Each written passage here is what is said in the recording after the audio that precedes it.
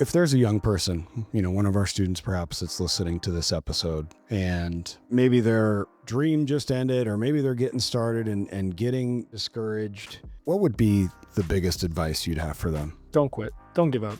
Everything happens for a reason. It's God's will. Like if say you fail at something, maybe that's not your path. Okay. Maybe something needs to change. It's not over. You still got a whole life ahead of you. I mean, like, I'm assuming the kids are high school kids, so they're in they're teenagers. Like, dude, you got so much life ahead of you. Don't quit. Welcome to the Elevated Hope Project, a podcast celebrating stories of resilience, transformation, and second chances.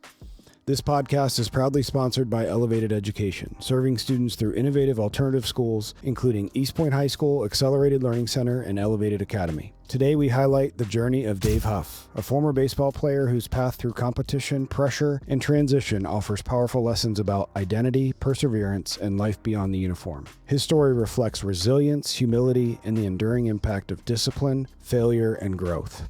Let's dive in. Dave, welcome to the Elevated Hope Project. Thank you. Thanks for having me. Yeah.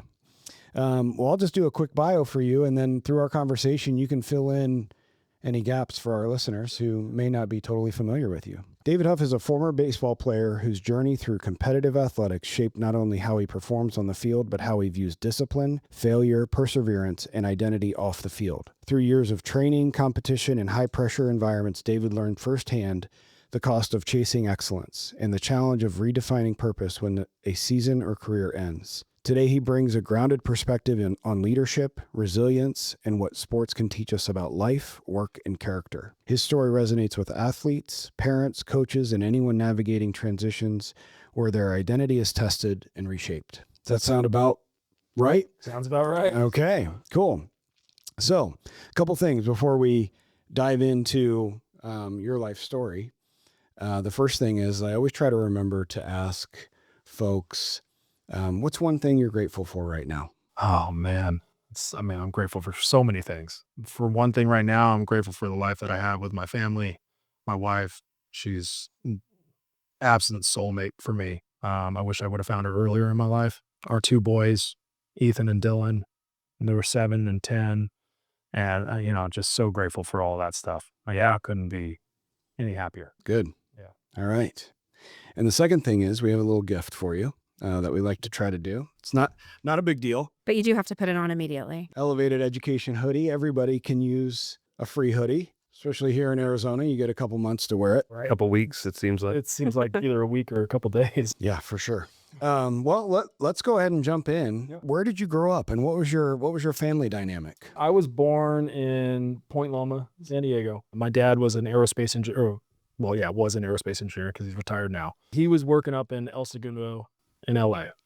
What he did is he would leave Monday morning super early, say goodbye, and then he would come back Friday night. He would stay up in LA because it was just it's like a 3-hour drive, maybe even longer. So we ended up moving up to Huntington Beach so the commute was a lot easier for him. He ended up working as an aerospace engineer for about 25 years and then retired. He's worked on, the B-2 bomber. He's worked on the F-18 Super Hornet, the Joint Strike Fighter. Just everything. I think the last project he was working on when he finished up and he retired was they have F-35, I think is what it was. It can take off vertically and still go Mach 3. They have like 3 different versions for each branch of the military.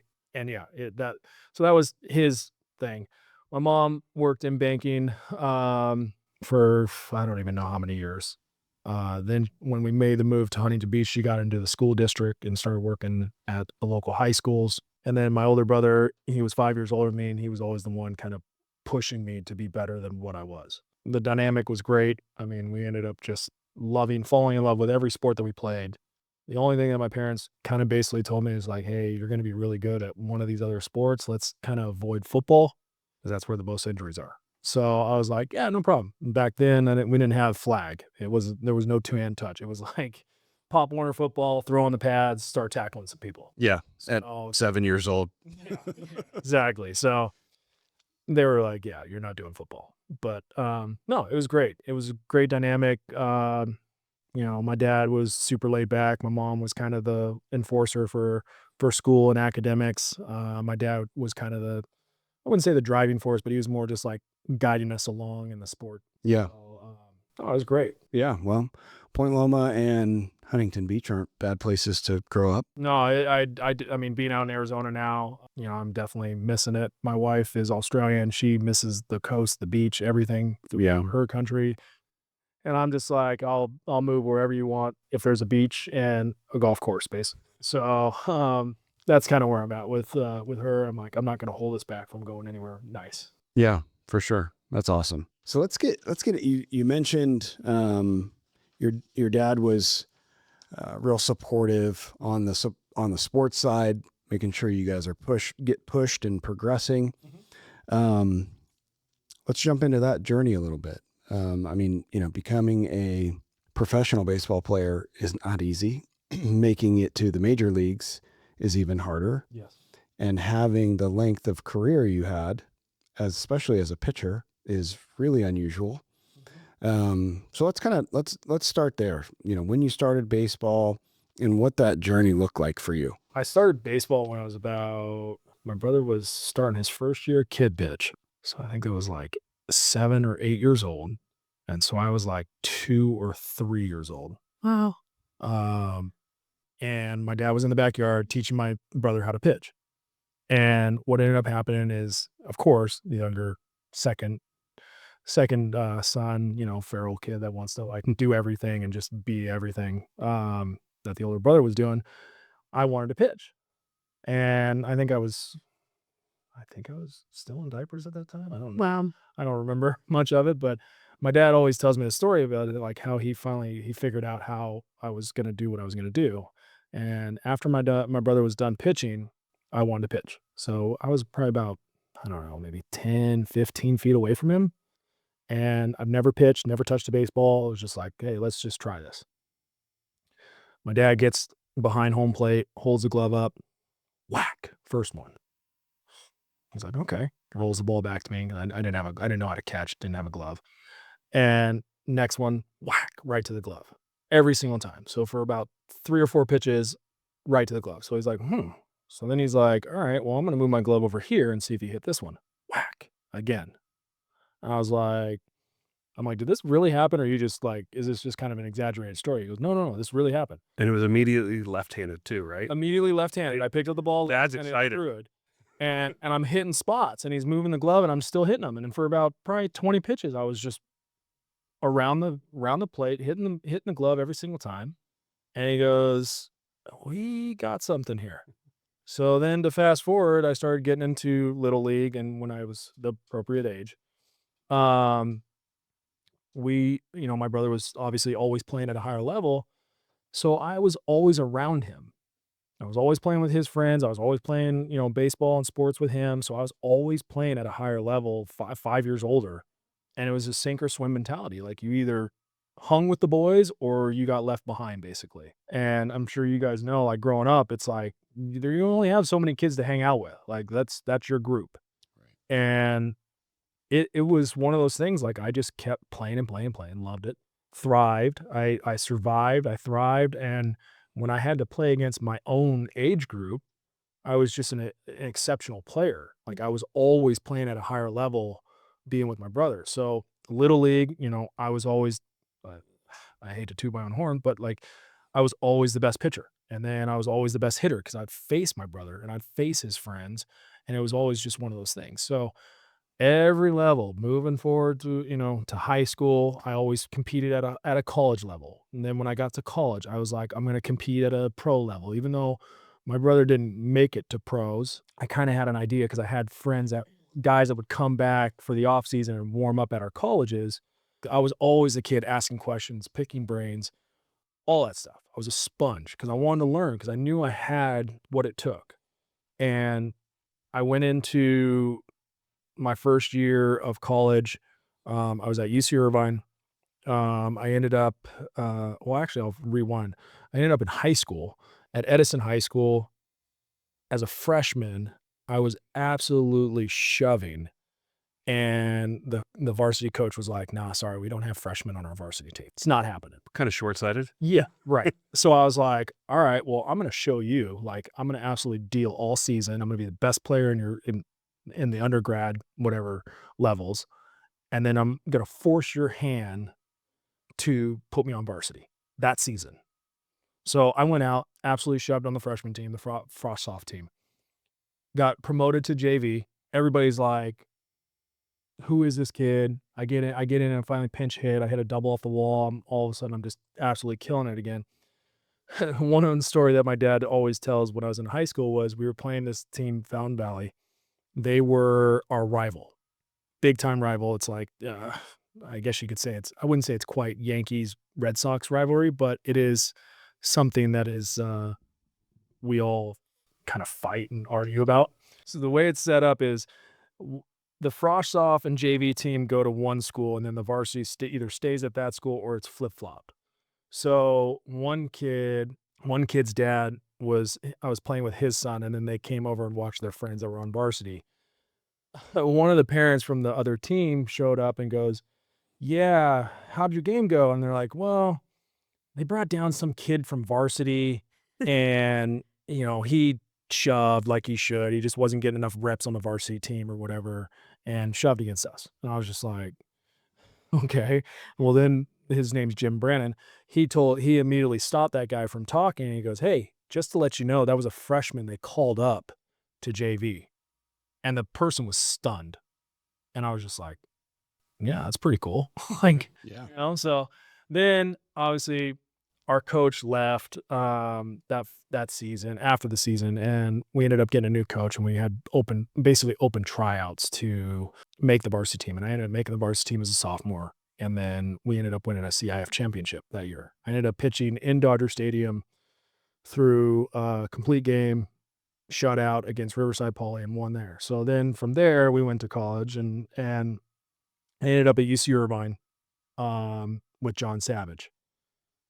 John Savage is now obviously currently at UCLA, but at the time he was at Irvine, kind of trying to revamp the program because I think it was non-existent.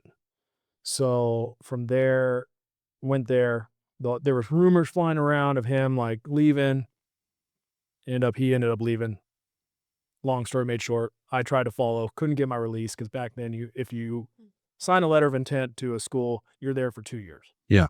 There's none of this NIL. There's none of this, like, you can't just dip out after a season or even during the season. So tried to follow. They wouldn't give me my release. So I ended up going to Cypress JC with Scott Pickler. Did very well there. Got drafted by the Phillies, and then ended up at UCLA and finally got drafted by the Indians and signed with them. But yeah, just as I was always progressing from each level, I was always trying to be better than the level that I was at. And the thing that helped out a lot was my brother was 5 years older. He's been there, done it, up until obviously he didn't make it to pro ball, but up until that point, it was always playing at a higher level. Yeah. So you got drafted after your year of junior college and didn't go. I got drafted after my high school by the Angels. Okay. I was like, I can get free education for 3 years or I can go play pro ball. And I'm like, so I made some obnoxious offer that was like, you give me $1 million, I'll sign. And they're like, yeah, no, we're not going to give you that. I think it was like the 39th round pick or something like that. It was like ridiculous. And I was like, yeah, I figured you guys were going to say no. So I'm just like, I'm going to go get my education. And then my sophomore year, I was eligible again, got drafted by the Phillies in, I think, like the 19th round. And again, they were like, what is it going to take for you to sign with us? And I was like, well, it's going to take you $1 million because I still got another year of education. I want to get my education, at least be in a good spot to where when I get done playing or while I'm playing, I can finish my education and won't have to be that long. Ended up not doing that. So I went to UCLA, played for John Savage again. And I ended up in the supplemental first round, 31st pick overall to the Indians. And at that point, I was like, this is a no-brainer. I got to sign. Yeah. They made it worth it. Yeah. So ended up signing with the Indians, ended up playing there for 7 years. Loved every bit of it. I loved the grind through the minor leagues, getting up to the point, getting promoted. I ran into a little bit of a hiccup in '07 where I strained my UCL because I at that point I was just like, I'm invincible.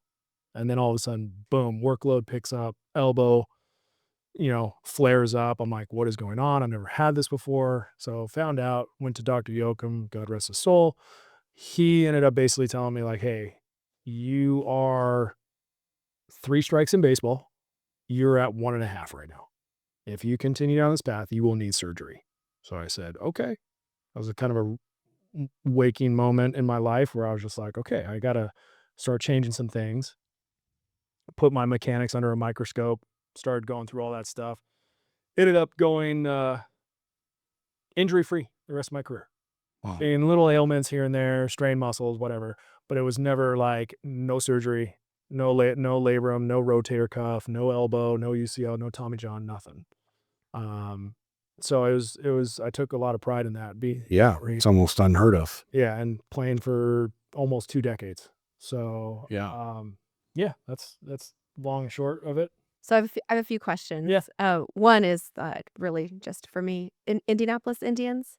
Is that what you mean when you say Indians? No. Well, I did play against the Indianapolis Indians. Okay, all right. That's where my career is. I was so at the AAA level, I played for the Buffalo Bisons. We played Indianapolis, and then when I played for the Columbus Clippers, we played Got Indianapolis. it. Okay.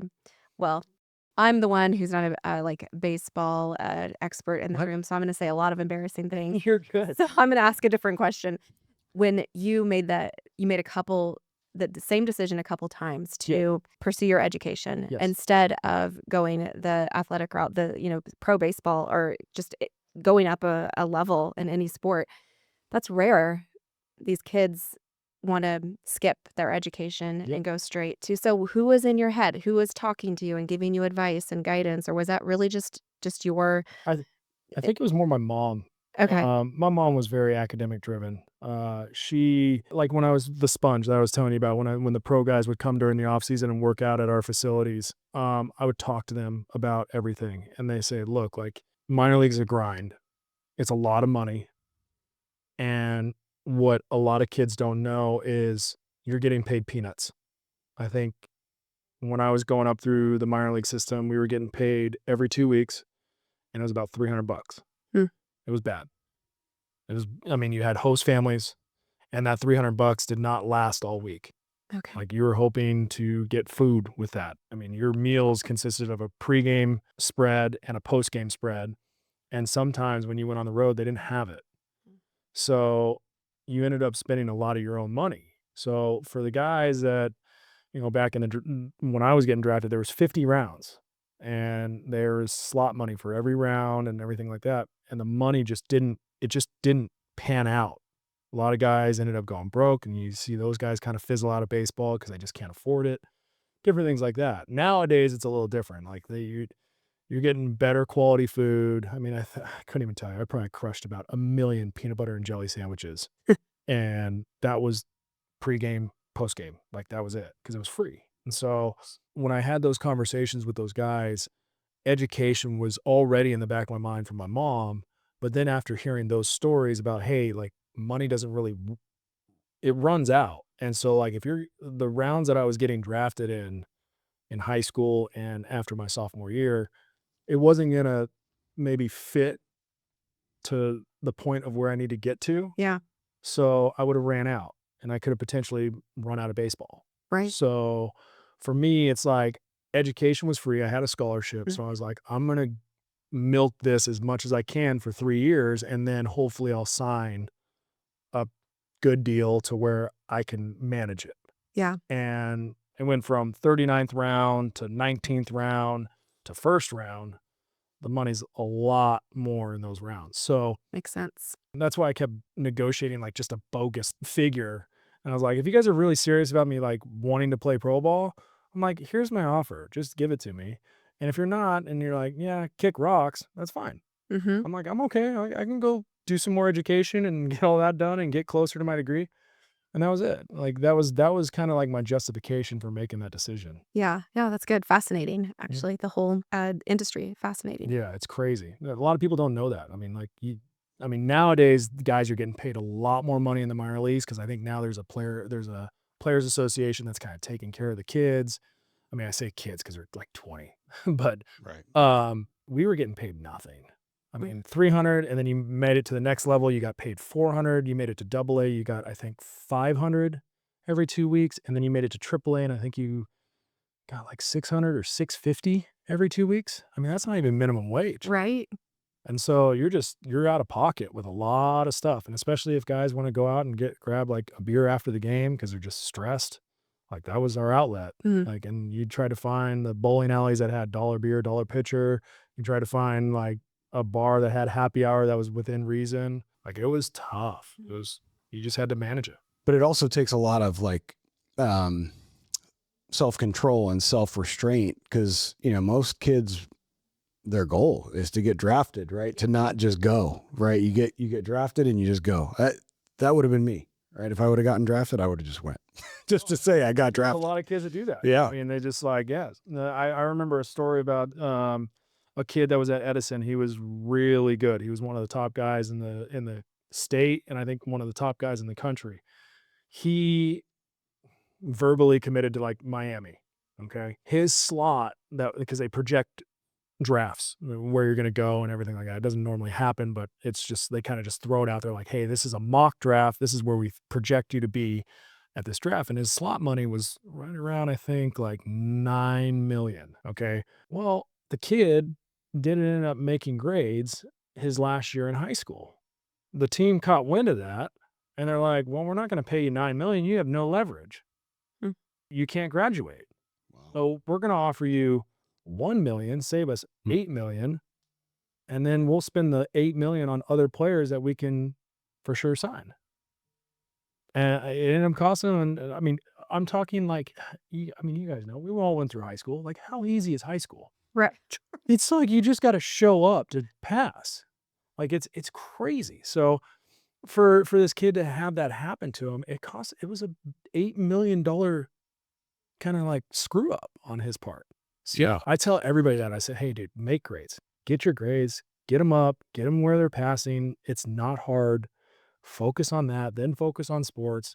If you're really, truly good at sports, take care of the other things, like the little things. Baseball is obviously a sport of failure, right? If you're hitting the ball 3 out of 10 times, you're doing pretty well. Yeah. How did you handle that reality, personally and professionally in your career, that most of the time you're going out there to fail? I held myself to a pretty high standard. I when I was hitting in Little League and I struck out, I was the stereotypical kid, tears, slamming the bat down, like, because I felt like every time I should be up there, I should be hitting not a home run, but like hitting the ball hard somewhere. Yeah. And when I didn't, it was just like heartbreaking. It was like complete failure. As I got older, I obviously, like kids, you learn to control your emotions a lot better. As I got older, I really didn't start having failure until probably like my sophomore year of pro ball. I got drafted in 2006. I made my debut in 2009. 2010 is when I really started having a lot of failure, like consistent failure, where as a starter, first time through the lineup, I was absolutely dealing. I was like, all right, cool. Cloud 9, here we go. Just get into a flow state. Let's just go. Second time through the lineup, gave up a few hits, maybe a run or two here and there, but managed to get through it. Third time through the lineup, I couldn't get anybody out. It was just barrel, barrel, barrel every time. Homer, double, runs. I mean, it was like knockout punch out of the game. Go hit the showers. So for me, that was like the first time I had like consistent failure. This is where kind of like the turning point of my career became just a self-realization of like, hey, you got to change your thought process. I went from being this guy that always wanted to perform at a higher level, trying to turn around the negatives that happened in my previous outing and perfecting it for my next outing. I got so engulfed in those negative thoughts and trying to I mean, sometimes they wouldn't change. Like I'd make the same mistakes in the next game and the next game. So what ended up happening is I got so like like fell into this hole, and you know, typical kid, or not kid, but adult. I was drinking at the time. The frequency of drinking started picking up a little bit, so much so that I was in the dugout with a red Solo cup, away from the cameras, sipping on Dr. Pepper and some sort of whiskey. In between, not when I was playing. Now that's first and foremost. Not when I was playing. As a starter, you throw once every 5 days. Okay. So those 4 days in between, you're training, you're throwing your bullpens, you're doing all this stuff. But when it came game time, it was just you just hanging out in the dugout and kind of supporting your teammates. Mm. Well, that's where I kind of turned to the alcohol, which was obviously we all know is a very bad, poor, immature decision. It got so bad that my coach finally pulled me into his office and goes, "Look, dude, like, I know you're drinking. You need to stop. You're about to like miss out on your career." His name was Torey Labello. He's a manager for the Diamondbacks right now. He pulls me into his office. He goes, "Look," he goes, "you need to like get your shit turned around. Like, you got to seriously, like, you got all this talent in the world. I know you're going through a bunch of failure right now, but you've got to figure it out.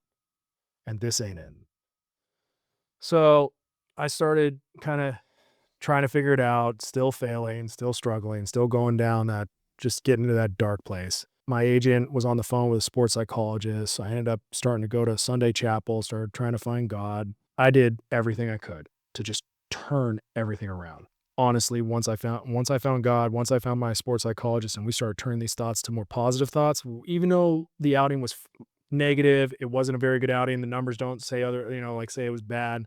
I focused on the one little thing that was positive in that outing, and then all of a sudden it started building and stacking. So from that point onwards, it was all positives. And I went out there, and all of a sudden my performance started ticking up better and better and better.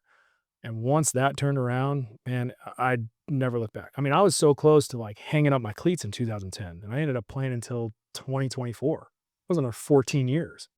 It was really a struggle at that time. And I'd tell everybody, like, hey, if you're struggling, I've been there, I've done it, I've done the worst. Like, you can turn this around. It's all here. So my thing is like, just pace yourself, get through it. You'll be fine. Yeah, I mean, we talk about mindset all day, every day, right?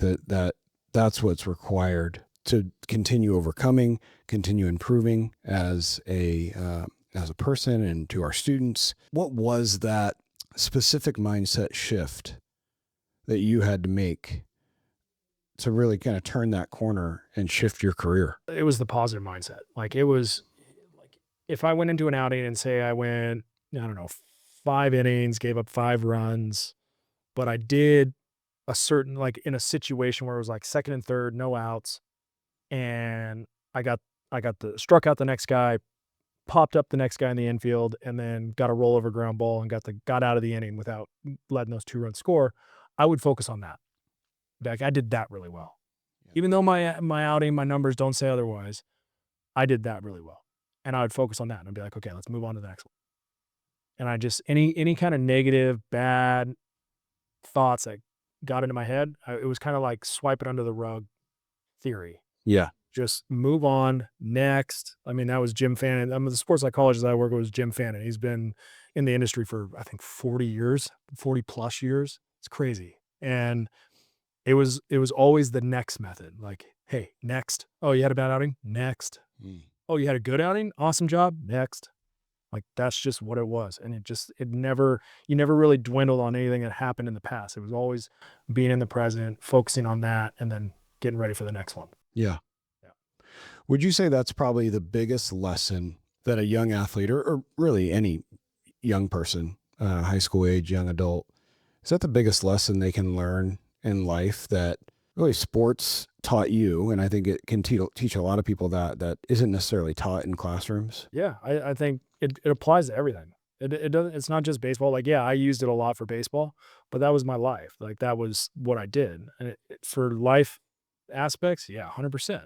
I mean, think about it. Like, if you sit there and you got a glass of milk that's sitting on the table that you really want to drink, and it's half full, Is it half full or is it half empty? Like there, if you look at that glass, you're like, I wish it was a full glass. That's already a negative thought. Now you're like, I don't even know if I want that. But then if you go look at that glass and it's like, oh, it's half full. Oh, sweet. Like I'll have that for sure. It totally changes your whole demeanor and how you look at things. It's crazy. Like your thoughts are so powerful that if you could just focus on all the positives that you have going for you in life, or I mean, more specifically for me, for baseball, but in life in general, it changes everything. Yeah. It changes how you walk around. It changes how your day is. Like if you wake up, oh, I got to get up. Oh, geez, I got work. Like that's already a negative thought. You're setting the tone for the day of just being like, this is going to suck. But if you wake up and you're like, whew, today's going to be an awesome day. Yeah. I get to do today. I get to do today. Yeah. How am I going to be great today? Like that whole thought process just changes your whole day. Yeah. And it's just the first 5 seconds of waking up. Right. It's crazy. Yeah. I recently heard this quote that I just absolutely loved it. I would rather be optimistic and wrong than pessimistic and right. Because at least in that, if you're positive and looking towards that, all the positive aspects, when you're in that mindset, you're creating, you're building something. And even if you come up short, at least something was built and created and you moved some direction. Where pessimism, you just sit still. Yeah. Yeah. 100%. So with Tori kind of being the first person to call you out, and then you obviously started to make changes. You found God, you hooked up with a sports psychologist. Was there anybody else who you were leaning on to be that mentor or that light or that guide to get you back in that positive place and help you change that mindset? Was it just those two things, God and the sports psychologist, or was there somebody else that was really influential? Yeah. I mean, my dad was always optimistic. He was.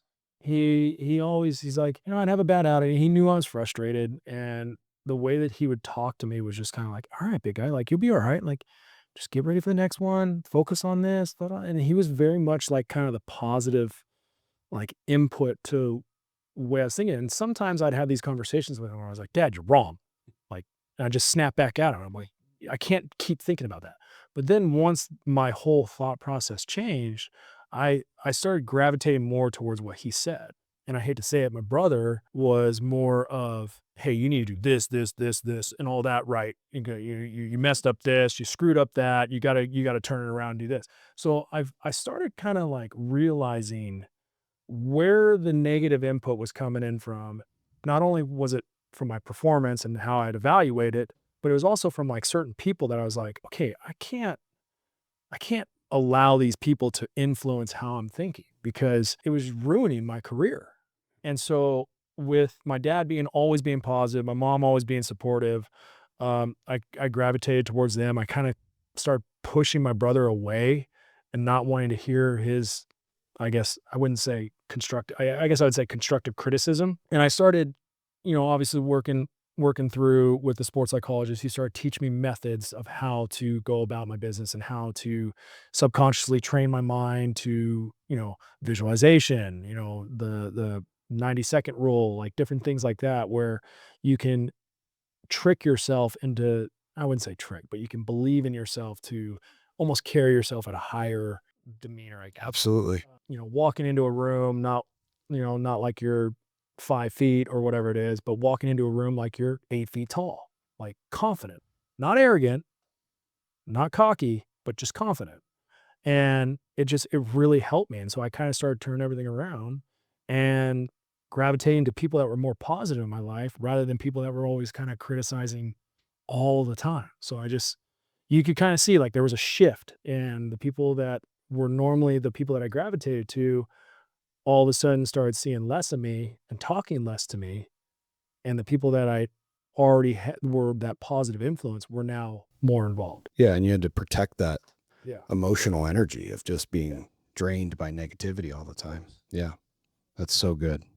And I think so applicable to many of our students, but I think, any adult can relate to having the energy vampires that are just drawing your energy all the time. Yeah. I mean, nowadays it's like I apply it to just regular life. Like if people are around me that always complain, I don't hang out with those people. Yeah. I don't. Like, get out of my inner circle. You're not welcome anymore. I'll see you, but I'm not going to see you as much. Right. But the people that are always positive and just bubbly and loving life and happy, where it's all light, and then very rarely it's dark unless they're going through some stressful times. And that's usually when you come together and help each other out. But those people, you're in my inner circle. You're the ones I care about. Like, let's talk. What do you need? Do you need something? Like anything. Your point about students, though, is I think even more heavy than with adults, because I think it's cool to be cynical as a teenager. It's a little bit more appealing to be negative than it is to be Pollyanna, right? So kids are drawn to people who can be discerning and find negative things and make fun of people. And so, yeah, that's huge that you're influencing now kids and showing them that the trend should be surround yourself with people who are positive and who will lift you up instead of tear you down, 100%. especially in sports. Yeah. Do you take the same approach with that positivity, whether it's a 9-year-old little leaguer to the elite high school players you work with? Is it the same mindset regardless of age? It's just more about, that approach. Yeah. I mean, I give lessons to kids all over Arizona. Yeah. I mean, the approach with kids is it's a game. Like, it's supposed to be fun. You can't sit there and just like crack down and all with beating these kids down. Like, especially like younger. The younger they are, the more emotional, vulnerable they are. It's to a point where like you got to push them along, make it fun, but then also instruct them to be better. For me, like, for instance, with the team that I'm coaching right now, like, I'm trying to provide roles for guys. Like, I want guys to be leaders. And there's certain personalities that fit that mold. And there's other personalities that I'm just like, yeah, you're a good player, but you're not that guy. Where I see certain guys on my team where I'm like, okay, you, and you, I need you to come here. I'm going to talk to you. And I just said, hey, you're my leaders for this team. Lead by example, not by your mouth. Nobody cares what you're saying, but pick each other up, bring each other together. Like, they look to you to lead. It's one thing for a coach to do it. It's one thing for a coach to talk about it, but it's another thing to see players doing it. So yes, as they're young, make it as fun as possible, instruct them, give them roles. And then as they get older, then you can start talking to them more like an adult and being like, hey, you're doing this, and it's going to probably push you down this path that you probably don't want to go down, but stay here and it'll end up working out. It's combating a few different things. Another thing I'm curious about, largely for the majority of your life, your success and probably your identity was kind of wrapped up in what was on the scoreboard, right? The wins and the losses. Yep. As you retired, got out of that super competitive environment, how do you define success now? Well, in my line of work with the lessons and the little league and everything like that, I think my success now is, are you better at the end of the day compared to when you start today? Or you can even take it a little further. Are you better than yesterday? It's not so much, coaching and doing all that stuff.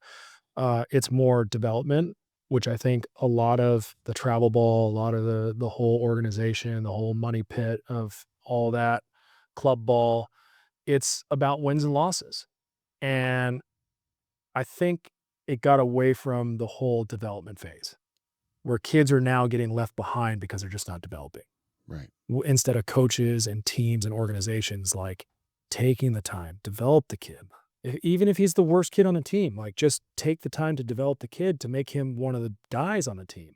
In life in general, my successes is just, watching my kids grow up, watching them get through, struggles, whether they're having trouble. Matthew McConaughey had this one thing about his dad. He's like, oh, you can't do it. And his dad would get super pissed.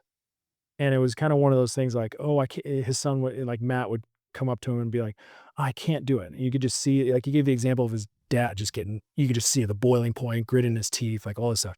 He goes, it's not, you can't do it. You're just having trouble. And for me, it's like that resonated so well with me, because it's just like, I see my kids having struggles in life. And it's just like, it's just a struggle. It's just a bump in the road. It's a speed bump. I'm like, you're not running into a wall. You're not going to stop doing whatever you're doing. You just got to figure out a way to get through it. You're just having trouble. So like for me, watching the successes now that are not so much result oriented, which I do have a tendency to kind of fade back into it. Yeah. Because it was my life. Like it was 19 years of my life. Like I need to kind of steer away from that and think about more of the developmental side. Yeah, it's tough. It's hard to combat that. It's hard to navigate it. It's because, we're set in our old ways, but we can also change as well. Yeah, for sure. Yeah, I can relate to that. Up until, really a couple years ago, I used to measure my whole life. Like each day I would, in my head, rate it as a win or a loss. Yeah. And then just like be super hard on myself if it was a loss. And just take kind of the weight of the world on because I'm losing and I hate to lose more than I like to win. Yeah, no, it's crazy. Like I've now kind of developed the mindset of like, what can I stack on top of what I've already done? So even if it's like little wins and losses here and there, like just stack up. And by the end of the day, the end of the week, the end of the month, whatever it is, you're going to look back and you're going to be a completely different person. Like even at our age, like just stack it up, stack up the little, we always talk about do the little things right and big things will happen. You stack up those little things before you know it, you're, I don't know, you guys were telling me you're looking at a school for your program. Like before you know it, you're going to have a school in place. And then before you know it, you're probably going to have another school in place. And then you just keep stacking those little things and keep getting more and more like developed, I guess, at our age, I guess. And we don't really look at it as a development. It's just kind of more refining. But yeah, you just kind of keep going. Yeah. Throw a few more strikes every day. Yeah. Yeah. Exactly. Exactly. Yeah. If there's a young person, one of our students perhaps that's listening to this episode and maybe their dream just ended, or maybe they're getting started and getting discouraged, feeling uncertain, what would be the biggest advice you'd have for them? Don't quit. Don't give up. Everything happens for a reason, and I don't want to sound preachy, but it's God's will. Like if say you fail at something, maybe that's not your path. Okay. Maybe something needs to change. And this is just kind of like a wake up call for you. For me, like I failed and then I had a wake up call and figured it out. With me, it was more mindset. With someone in the program, the kid, he's down on his dumps. Like it is what it is. Like he's in the scenario that he's in. It's not over. You still got a whole life ahead of you. I mean, like I'm assuming the kids are high school kids, so they're teenagers. Like, dude, you got so much life ahead of you. Don't quit. Just grind and get through it. Yeah. It's a hard time in your life, but I guarantee you when you get out and you see the light at the end of the tunnel, the only regret that you will ever have is if you quit. But when you get to that point and you're finished, you're at the finish line, you're going to cherish that moment because it's going to mean so much more. Yeah. Yeah. I think that's such an important, I'll call it a life skill of seeing the lessons you can learn through failure. Even with the, 8-year-old baseball team that I coach, we nearly lost every game last season. And after every game, I would say, when we lose, we learn. When we lose, we learn. To the point to where as soon as I would start saying it, when we lose, the boys would finish the sentence. We learn. Yeah. And it's critical. When we lose, we don't give up, right? We take what we want from that and learn to stack up those lessons and then show up the next week to play again. We don't quit. Your kids were probably every game after that were probably a little bit better every single time. Yeah, absolutely. Yeah. Even though inside I was dying because I hate to lose. Well, this is incredible. Just getting to hear your story and, the mindset of a professional athlete is unique because you have to have mental toughness to even get there and then to stay in there. And I think that's really the important part for the students that we serve throughout our various schools is mindset matters. The things we tell ourselves have incredible power. And when they fall down, they have to get back up and learn from it and step forward. that whole next mentality. Like, oh, I failed at that. What's next? Yeah. Yeah. I agree. I mean, it's the mind is such a powerful thing. Yeah. Really is. If you can somehow train yourself. I mean, I'm probably going to butcher this quote, but Yogi Berra said that perfectly. I mean, he said baseball. I mean, I kind of use it for life in general, but for baseball, he said, baseball is 40% physical, 80% mental. And I'm just like, that makes total sense. Because Yeah. if you're not mentally strong enough in anything you do, you're like, if you can have all the talent, you can have all the charisma to be a salesman, you can do whatever it is in whatever industry. But if you're a mental midget, like I hate to say it, like you're not going to amount to anything. If you can be mentally tough and get through it, it's a grind. Life is a grind. We all know it. Everybody's grinding through it right now. Like it is just one of those things you just keep going. Don't quit. Yeah. Love that. Yeah. Well, we certainly appreciate you being here today and sharing your story. I know that it's going to help a lot of others, certainly our students that hear it, but even those other educators that are out there that listen to us and parents that are just looking for ways to build up the students they serve and love so much. And we appreciate you. One final thing, if somebody wants to find you on Instagram, how do they do that? I'm on Instagram, TikTok, and I have my own website. It's dhelitepitching.com for my website. It's like Dave_Huff45 for Instagram, and then it's DH Elite Pitching on TikTok. I mean, you can find me on there. Those are avenues. Look me up. I give lessons in the Scottsdale area. I'm right at I think my main crossroads are Cactus and Hayden. So I'm right in there. I'm available. You guys just anyone who wants to reach out for lessons, you just reach out to me. It's me personally. You're not finding like a robot or anything like that. So yeah, it's a conversation I'm willing to have with everybody and talk about developing with their kids and Yeah. get it all going. Yeah, I would encourage somebody to go look at your social media because it gives a lot of good practical baseball stuff. But even in just hearing how you interact as you're coaching, the way you encourage, you correct with a lot of positivity, and finding opportunities to build them up when they're struggling and trying to find the strike zone. Yeah, no, it's great. I mean, I love working with every kid. Every kid's different. It's never cookie cutter. Yeah. A lot of the information, can be monotonous, a little boring, but it's all for the good. Like he said, I correct, I instruct, I keep it positive. Through different personalities, that's how I kind of map how I'm going to kind of interact with the kid and let them know like, hey, you can do this. We're behind you. It's one thing to instruct a kid, but it's another thing to like build trust. Like, hey, these are suggestions.